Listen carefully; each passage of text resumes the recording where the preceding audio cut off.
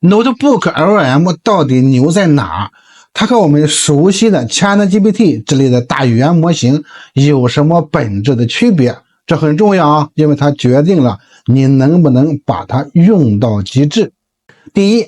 它是你的专属知识库，你上传给它的所有资料，比如你的内部会议纪要、项目研究报告，甚至是你的个人日记，这些都是它回答问题的唯一依据。它不会像其他的 AI 一样去网上搜一些不靠谱的信息来编造答案，所以呢，它给你的信息绝对忠于原文，安全、私密、可靠。第二，它是个封闭系统，零幻觉，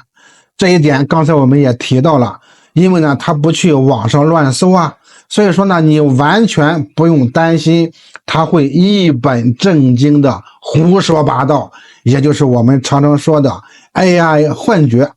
它给出的每一个答案都会明确标注来源，你可以一键跳到原文出处，这个功能呢，我会在后面演示，简直是考据党的福音啊！第三，它的输出形式呢超级多，它不只是一个聊天的机器人，还能一键生成学习指南啊、时间线啊、思维导图啊，甚至是双人对话的音频播客啊，这个我们后面会重点讲。